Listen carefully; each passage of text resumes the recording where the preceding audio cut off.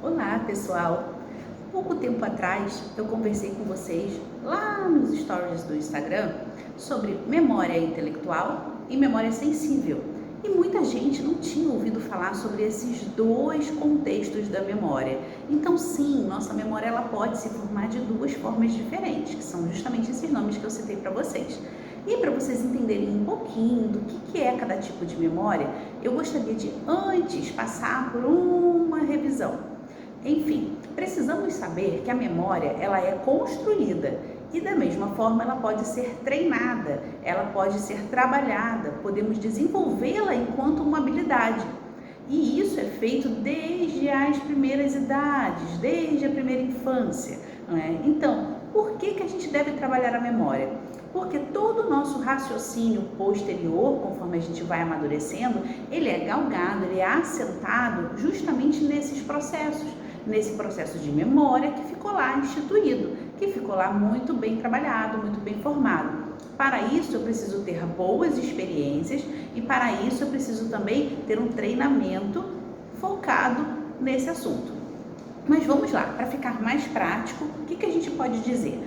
A memória sensível. A memória sensível é aquela memória que a gente trata como se fosse uma memória mais imediata, quase que um raciocínio lógico, sabe? Então, se toda vez eu coloco meu filho para se alimentar, para fazer uma refeição no cadeirão, quando ele chega num restaurante, ele não quer sentar na cadeira comum, ele quer pedir o cadeirão e ele vê o cadeirão no canto e ele insiste que ele quer aquele para sentar, porque ele resgatou na memória sensível dele, né, que ele sempre senta ali, que aquele é o lugar de refeição dele. E vocês sabem que o educar faz parte também um quê de condicionamento. A gente trabalha, a gente insiste, a gente cria disciplina e a rotina para que a criança associe certos comportamentos a certas situações, né, como no exemplo do cadeirão.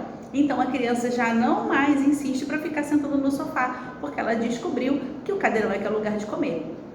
Tá? Um outro exemplo, né, habitual assim que acontece com a gente, né? A gente cria algumas adaptações para que o filho, vamos falar da alimentação mesmo, para que o filho coma melhor. Então a gente inventa, né, cria, compra e tal, que tem o garfinho especial para ele. Transição também de mamadeira de bico, a gente faz muito isso, a gente até orienta que faça, né? Por quê? Porque lá nesse contexto de criar memórias, né, de trabalhar esse raciocínio, de fazer esse link que uma coisa serve para tal outra coisa. Essa é a memória sensível que eu estou trabalhando, para vocês verem como isso aparece em muitas situações da gente. Então, o garfinho rosa, porque ela é uma menina e tem uma borboletinha na ponta do garfinho. Então, esse é o seu garfinho especial, agora você cresceu, agora você vai comer de garfo, igual a mamãe e o papai, né? E aí, se chega num restaurante ou chega na casa de alguém e vê que é uma criança pequena e já vem uma colher, ela recusa, ela não quer, porque na memória dela já está marcado que é o garfinho que eu uso para comer, porque afinal de contas eu cresci, né? Uma outra questão que é importante vocês saberem, e eu estava já comentando, em relação à mudança dos bicos, o que a gente faz? A gente compra um copo mais enfeitado, que pode ser um copo adaptado para ir passando de pouquinho em pouquinho, né? E a gente vai criando novas referências. Essas referências elas vão ficando marcadas aonde? Na memória, né? Então, quando tá na hora do meu leite da noite, ou do meu café da manhã, né? Ou do lanchinho da tarde, eu resgato aonde? Na memória, que é ali que eu faço uso agora de líquidos e não mais na mamadeira, no bico e tal. Enfim, né? Então, essa é a memória sensível. Essa memória sensível, todo ser humano pode construir. Essa memória sensível, todo animal pode construir, né? O que o cachorro faz quando ele vê um tapetinho igual o tapetinho que ele tem para dormir em casa de alguém ou em outro lugar? Ele vai lá e senta. Aquele ali é o cantinho dele para dormir. Não, filho, esse daí é o da vizinha, não é o seu. Mas ele associa direto, né? O que o cachorro faz quando ele vê a coleira pendurada e você faz um movimento de chave? Ele corre e pega a coleira porque ele associa, né? Então, ele faz essa memória sensível. Então, essa memória sensível, ela é importante, ela funciona, ela serve para algo, sim, mas ela é extremamente limitada. A memória que nos faz ter um intelecto desenvolvido é a memória intelectual. E que memória é essa? É a memória que vem a partir dos sentidos, né? Então, e como que eu construo ela? Justamente trabalhando essa situação, essa região sensorial.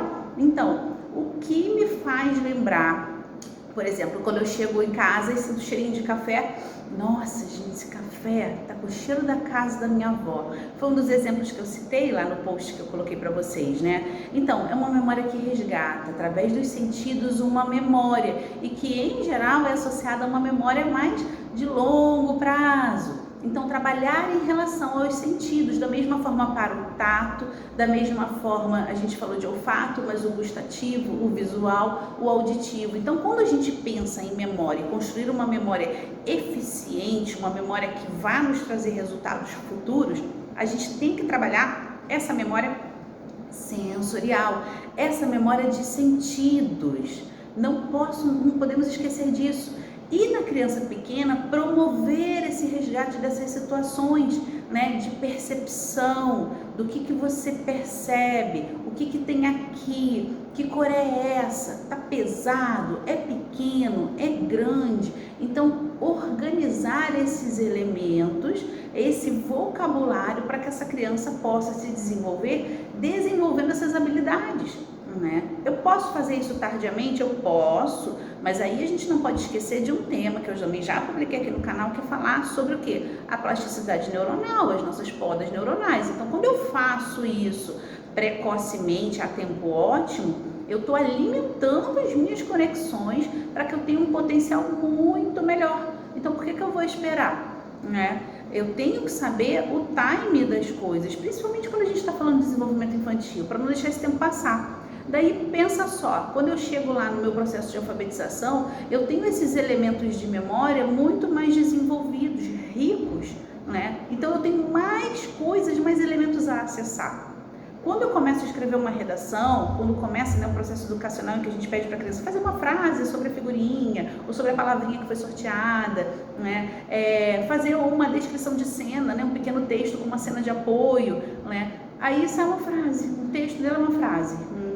Então, o que aquela foto está resgatando na minha memória para que eu consiga externar através de escrita? Então, muitas vezes, o trabalho da estimulação escrita lá da frente, ele tem que partir de um trabalho anterior que não foi bem feito, que é o trabalho da memória dos sentidos, né? Então, pensa sobre isso. Gostou do vídeo? Não esquece de curtir, compartilhar e coloca aí nos comentários as suas dificuldades ou o que você já percebeu sobre esse tema. Vai ser bom também para a gente dividir conhecimento aqui. E espero vocês até a próxima. Um grande beijo!